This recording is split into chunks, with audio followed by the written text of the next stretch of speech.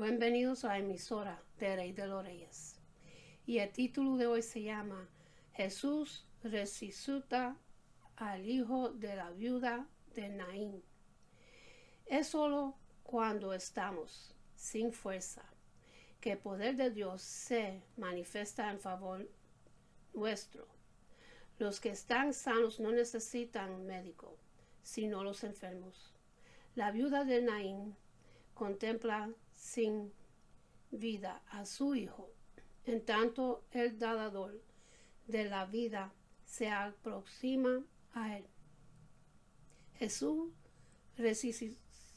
resucita al hijo de la viuda Naín, y cuando el Señor lo vio, se compadeció de ella y le dijo: no llores. Es un pensamiento alentador. Sabe que el Espíritu Santo es el otro consolador, que es el don del Salvador. Resucitado, posee el poder resucitador de Jesucristo. Es el Espíritu el que da vida. La resurrección de un cuerpo muerto demuestra su poder para resucitar un alma muerta en pecado a una vida. ¿Quién no ha visto un funeral? ¿Quién no ha entrado a un amigo? Podemos fácilmente descubrirnos cuando pasa el cortejo funeral, pero solo Jesucristo puede sacar la carga de dolor del corazón apenado de los enlatados. Jesús echaba a perder cada funeral. Aquí asistía. La noche más negra de dolor la puede transformar él en el resplandor de mediodía. En el libro de Lucas capítulo 7, los versículos 11 hasta el 17. Aconteció después que él iba a la ciudad que se llama Naín, y iban con él muchos de sus discípulos y una gran multitud. Cuando llegó cerca de la puerta de la ciudad, he aquí que llevaban a enterrar a un difunto hijo único de su madre, la cual era viuda, y había con ella mucha gente de la ciudad.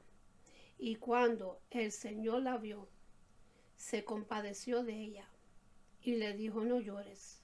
Y acercándose, tocó el féretro, y los que lo llevaban se detuvieron, y dijo: joven, a ti te digo, levántate. Entonces se incorporó el que había muerto y comenzó a hablar, y lo dio a su madre, y todos tuvieron miedo y glorificaban a Dios, diciendo: un gran profeta se ha levantado entre nosotros, y Dios ha visitado a su pueblo. Y se extendió la fama de él por toda Judea y por toda la región de alrededor. Verás el versículo 11. Después de sanar al siervo del centurión, Jesús iba a Naín. El pueblo de Naín es una aldea pequeña en la ladera noreste de la montaña llamada el Pequeño Hermón. Está como a 13 kilómetros al sudeste de Nazaret, y todavía retiene el nombre en la forma de Naín. Iban con él muchos de sus discípulos, muchos seguidores de Jesús. Iban con él una gran multitud. A la multitud le gustaba estar cerca de Jesús. Jesús daba grandes enseñanzas, hacía milagros, sanaba enfermos, liberaba a personas endemoniadas por las respuestas que daba a los fariseos, saduceos y escribas, por los planes y los peces, etc. Un pasado doloroso. Ella era viuda. Versículo 12. La escena del lecho de muerte de su marido. la partida desgarradora, el funeral lleno de llanto y la atemorizada soledad que sobrevino. Estos eran dolores pasados, pero quizá el pasado apaciguador del tiempo había amortiguado su agudeza. Puede que en el pasado hayamos tenido profundas convicciones de pasado, cuando los placeres del mundo perdieron en parte su atractivo y que poco a poco esta herida del corazón sano, un presente amargo. He aquí que sacaban a enterrar un difunto, su hijo único. Ha venido otra sazón de prueba, otra vez. Ha cubierto el cielo, de ella la negra oscuridad del dolor. Una vez más se encontraba cara a cara con la muerte. Aprende aquí que si el espíritu te despierta por segunda vez, el pasado agravará en gran manera la miseria del presente. Un futuro sin esperanza. Este era el funeral de un hijo único de su madre. El versículo 12. La única fuente de su consuelo y ayuda le había sido cortada. Se encontraba ahora sin esperanza, sin promesa, absolutamente desolada. Pero a los tales es a los que Jesús se acerca. Él solo, cuando estamos sin fuerza, que el poder de Dios se manifiesta en favor nuestro. Los que están sanos no necesitan médico, sino los enfermos. Todas las futuras perspectivas que ella abrigaba estaban, como el silbo del centurión, a punto de morir. Pero la resurrección y la vida están a mano. Un amigo todopoderoso, un amigo en la necesidad, es un amigo de verdad. Cuando más se acercaba ella a la tumba, tanto más cerca se acercaba el Salvador, dador de vida. La hora más oscura es la hora antes del alba. El dolor que dura una noche se volverá en gozo por la mañana. Cuando Jesús regrese, Jesús se encuentra con el funeral, la vida y la muerte. Entran en contacto y la debilidad, el dolor y la frustración terrenales en esta mujer son suplidos por la fortaleza, la consolación y la esperanza celestiales en Jesucristo. La ruina del pecado y el remedio de Dios se han encontrado. ¿Cuáles son los resultados? Una expresión de simpatía. Cuando el Señor la vio, fue movido a compasión sobre ella. En el versículo 12. Tan pronto como el Señor la vio, el amor de su corazón se derramó hacia ella, aunque ella era aún una extraña a su simpatía. Él no es un extraño al dolor de ella. En verdad, el aguijón en el sufrimiento humano es la inconsciencia que hay de la divina compasión. Una inusual palabra de consuelo. Le dijo, no llores. En el versículo 12, no llores. Pensará ella que estas palabras han sido dichas en son de burla. ¿Acaso no sabe que se trata de un hijo único de su madre, viuda? Pero él sabía lo que iba a hacer. Podemos sacarnos las lágrimas cuando él nos lo indica, por amargas que estas sean, pero quizá no se trató de tus lágrimas como de afanáis por vuestra vida, etc. En Mateo capítulo 6, versículo 25. por cuanto él mismo sabe que hará ver. Y cuando el Señor la vio, se compadeció de ella. Aquí Lucas usa por primera vez el término Señor en su evangelio. El Señor Jesús la vio. Es que había algo más profundo que la realidad que se estaba viendo. Qué bueno que el Señor no está ajeno a nuestras circunstancias y a nuestra condición. Él quiere ayudarnos, liberarnos, restaurarnos, obrar a nuestro favor, así como Zaqueo, Bartimeo y mucho otro más. Esta viuda obtuvo una mirada del Maestro y su compasión. Era común que el Señor Jesucristo tuviera compasión de aquellos que estaban padeciendo, como dice la alabanza, cuando el Señor Jesús pasa, todo cambia, todo se transforma, se va la tristeza, queda la alegría. Le dijo, no llores. El Señor Jesús quiere cambiar nuestra aflicción presente por su gozo y bendición. En Mateo capítulo 5, versículo 4. Bienaventurados los que lloran, porque ellos recibirían consolación. A esta viuda en particular, el Señor le dijo que dejara de llorar. Ella debía confesar a Jesús, observar su poder sobre la muerte y creer en él en medio de una gran expectación, una detención oportuna. Él se acercó y tocó la camilla mortuoria, y los que la llevaban se detuvieron. En el versículo 14.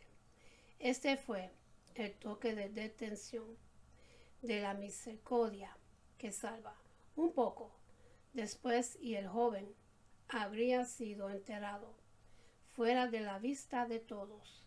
¿Quién detendrá el alma que el tiempo, como un cariluja funerario, está llevando al súplico de la eterna condenación, si no se encuentra a Jesucristo por el camino?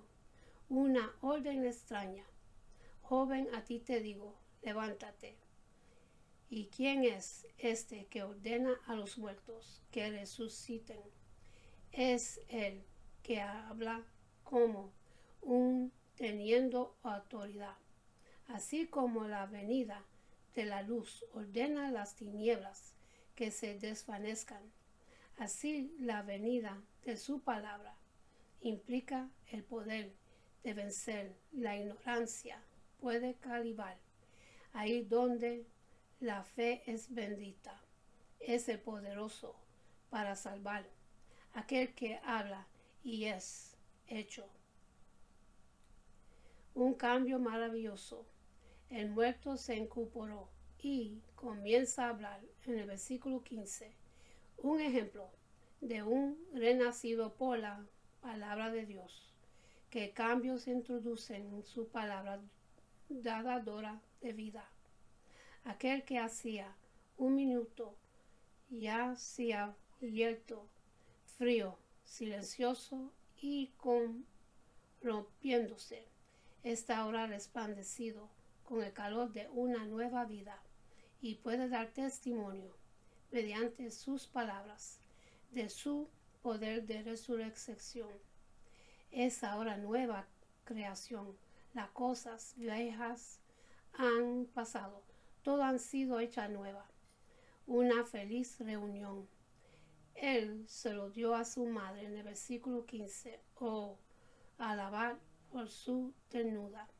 No solo salvó al hijo de la muerte, sino que además lo entregó, lo dio de vuelta como suyo propio, para consuelo de la descarada viuda. Ella podría decir con verdad, mi hijo, muerto era y ha revivido.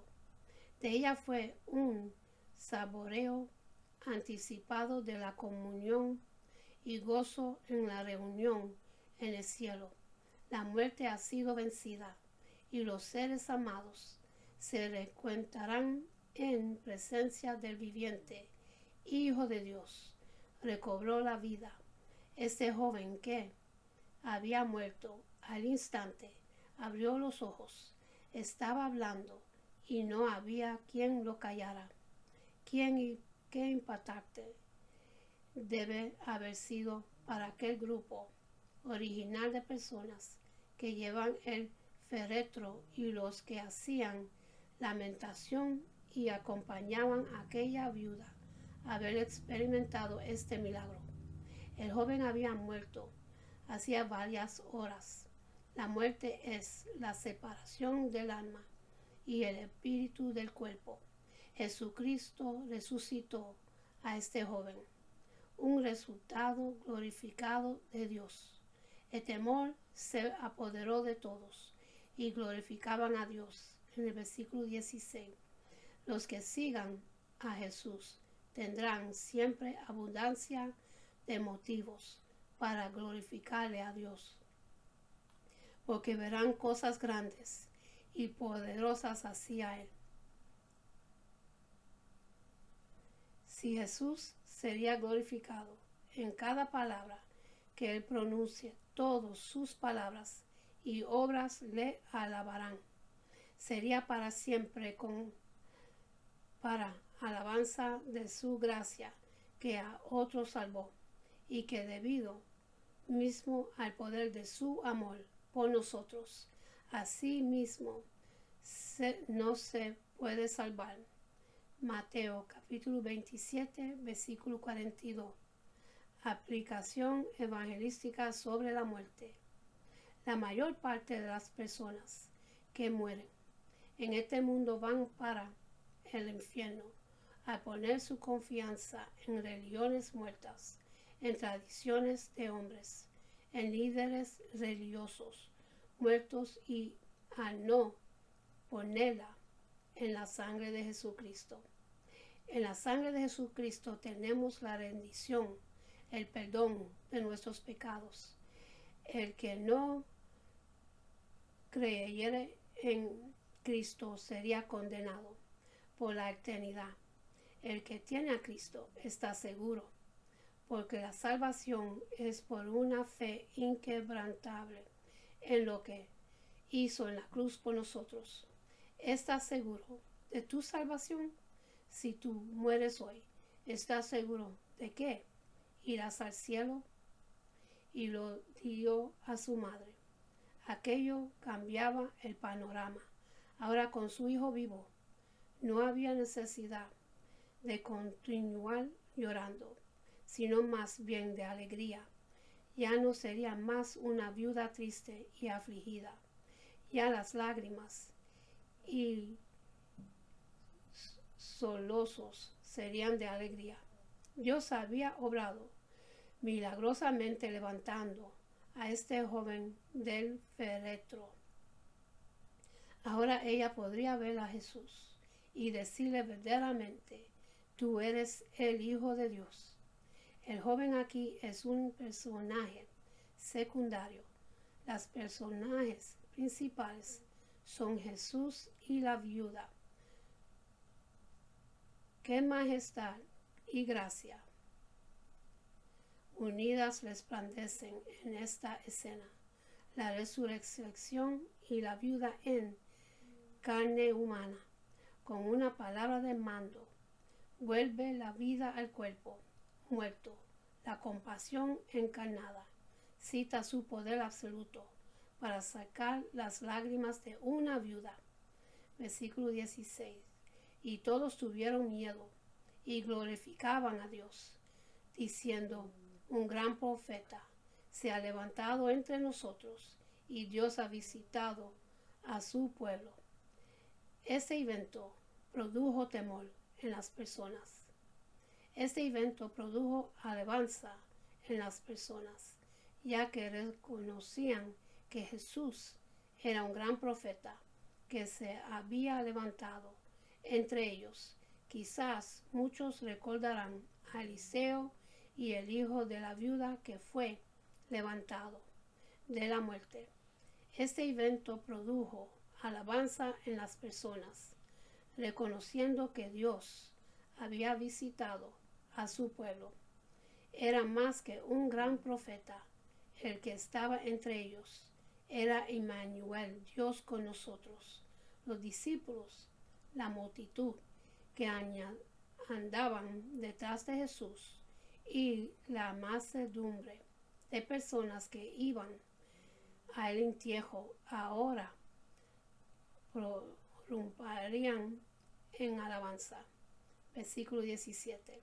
Y se extendió la fama de él por toda Judea y por toda la región de alrededor. La fama de Jesús se extendía por toda Judea y por toda la región de alrededor. Hay un gran poder en la palabra de Dios. Por su palabra hizo el universo y todo lo que hay. El mismo centurión del pasaje anterior le dice a Jesús que diga la palabra y su siervo sanará. Lucas capítulo 7, versículo 7. La escritura nos muestra que la palabra de Dios tiene gran poder, porque la palabra de Dios es viva y eficaz, y más cortante que toda espada de dos filos, y penetra hasta partir el alma y el espíritu, las coyunturas y los tuétanos, y discierne los pensamientos y las intenciones del corazón. El libro de Hebreos capítulo 4 versículo 12. Leer también Isaías capítulo 55 versículo 10 hasta el 11. De igual manera, la palabra de Dios nos habla a nosotros con poder. El joven estaba muerto, pero por la palabra de Jesús resucitó, fue vuelto a la vida. Jesús se dirigió a él personalmente y incluso tocó el féretro, que para un judío tocar algo relacionado con un muerto le hacía inmundo. Pero no así con Jesús. De igual modo, también Jesús nos habla de manera personal a cada uno y nos puede traer a la vida espiritual, aunque estemos muertos en nuestros pecados. Tenemos que llevar a la gente a la palabra de Dios, que la leen por ellos mismos, animar a los niños y a los jóvenes que la leen y Dios les hablará personalmente. Esa palabra de esperanza y de vida. Hay una enorme diferencia entre una persona viva o muerta. La consecuencia del poder de Jesús es que el joven volvió a la vida, pasó de muerte a vida. Eso es lo que hace Jesús con nosotros a nivel espiritual. Nos da la vida que no merecemos. Pasamos del reino de las tinieblas al reino de la luz y de la vida eterna. El tener poder sobre la misma muerte, porque la venció en la cruz, a resucitarse a sí mismo. Fijaros qué expresión tan tierna. Y lo dio a su madre, lo resucitó y su madre. Las lágrimas de tristeza se convertirán en lágrimas de gozo. Efectos poderosos en la multitud. Este milagro tuvo efectos también en los que lo vieron, en la multitud. Y en el versículo 16 dice que todos tuvieron miedo y glorificaban a Dios. Reconciliaron la mano de Dios obrando a través de Jesús al reconocerle como un gran profeta. Lucas capítulo 1 versículo 68. Bendito el Señor Dios de Israel, que ha visitado y redimido a su pueblo. Cuando uno se convierte y pasa de muerte espiritual a vida eterna, tiene que verse el cambio.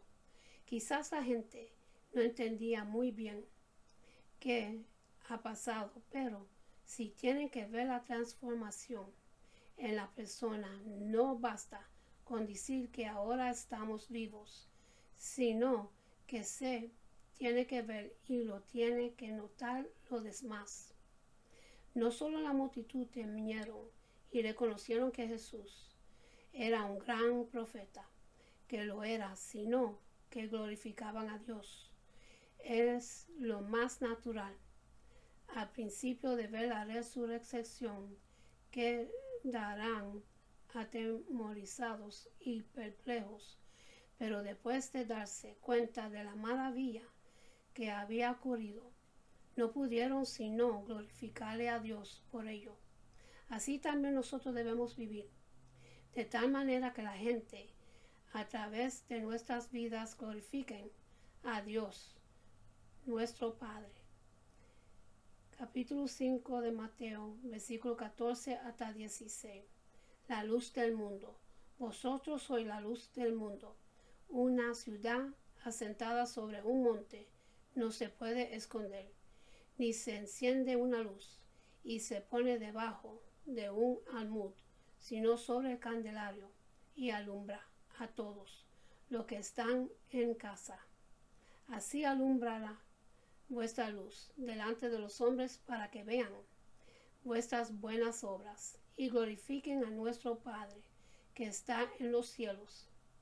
Las noticias se extendieron por toda Judea y por toda la región. Era normal una noticia así. No podían quedarse en secreto. De igual manera, cada vez que predicamos el Evangelio o le hablamos a alguien del Señor o regalamos una Biblia o un folleto, no sabemos las consecuencias que puede tener. Estemos siempre a la expectativa de Dios. Puede usarnos en cualquier momento y con cualquiera persona. No desprovechemos las oportunidades de aparentemente pueden ser casualidad, pero que no lo son. Son los planes de Dios. Jesús pasaba por ahí y iba a entrar a la ciudad de Naín, y la misma vez un cortejo fúnebre salía de la ciudad para enterrar a un joven. ¿Casualidad? Por supuesto que no. Jesús sabía que tenía que pasar por ahí para resucitar a este joven y dárselo a su madre. En ningún otro sitio se vuelve a hablar de esta viuda, pero no sería olvidada entre aquellos que aman la palabra de Dios. Todos nos preguntamos qué nos pasará después de morir. Cuando un ser querido muere, deseamos volver a verlo después de que llegue nuestro turno. Tendremos una reunión gloriosa con aquellos que amamos, o es la muerte el fin de toda conciencia. Jesús enseñó que la vida no termina después de que nuestros cuerpos mueren. Él hizo esta sorprendente afirmación: yo soy la resurrección y la vida. Los que creen en mí, aunque mueran, como todos vivirán de nuevo. Según los testigos más cercanos a él, Jesús demostró su poder sobre la muerte y resucitado de entre los muertos, después de haber sido crucificado y enterrado durante 3 días. Es esta creencia que es la que da esperanza a los cristianos durante casi más de 2000 años, pero algunas personas no tienen esperanza de que exista vida después de la muerte. Los seguidores de Jesús escribieron que Él se les apareció vivo después de su crucificación y entierro. Afirman no solo haberlo visto, sino también haber comido con Él, tocarlo y pasar 40 días con Él. Entonces podrían haber sido simplemente un mito que creció con el tiempo, o se basa en evidencia sólida. La respuesta a esta pregunta es fundamental para el cristiano, porque si Jesús resucitó de entre los muertos, validaría todo lo que dijo sobre sí mismo, sobre el significado de la vida y sobre nuestro destino después de la muerte. Si Jesús resucitó de entre los muertos, Él solo tendrá las respuestas sobre de qué se trata la vida y lo que nos espera después de morir. Él reclamó de la resurrección es vital, para el cristianismo. Si Cristo ha sido resucitado de entre los muertos por Dios, entonces Él tiene las credenciales y la certificación que ninguno otro líder religioso posee. Buda está muerto, Mohammed está muerto, Moses está muerto, Confucio está muerto, pero según el cristianismo, Cristo está vivo. Quizás haya alguien hoy que está muerto en sus pecados, pero que el Señor le estaba hablando a través de su palabra y que sea decidido. Levántate de los muertos y vive. Ve a Él, clama por vida eterna y Él no te rechazará. Con esto termino, mis hermanos, y para los que quieren entregarle su vida a Jesús, para que su nombre esté escrito en el libro de la vida, repiten conmigo la oración de salvación y dice así: Padre Celestial, en el nombre de Jesús, yo me arrepiento de mis pecados y abro mi corazón para que Jesús venga dentro de mí. Jesús, tú eres mi Señor y Salvador. Creo que moriste por mis pecados y se levantó de los muertos. Lléname con tu Espíritu Santo. Gracias, Padre, por salvarme.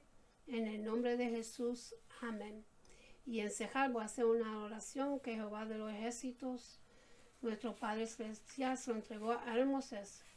Y esto es para la bendición de su pueblo, para cada uno de su pueblo, para cada uno de ustedes, mis hermanos. Se consigue en el libro de Números, capítulo 6, los versículos 24 hasta 26. Y dice así: Jehová te bendiga y te guarde. Jehová haga resplandecer su rostro sobre ti y tenga de ti misericordia. Jehová hace sobre ti su rostro y ponga en ti paz. Con esto lo dejo, mis hermanos. Que Dios me los bendiga, me los guarde. Que tengan una buena noche y buen amanecer. Y acuérdense en darle gracias a Dios por otro día más de vida. Y busquemos de Dios, mis hermanos, que estamos viviendo los últimos tiempos. Todo lo que está escrito en su santa palabra se está desarrollándose delante de nuestros ojos. Busquemos de Dios ya que se puede hallar. Y hasta la próxima. Amén.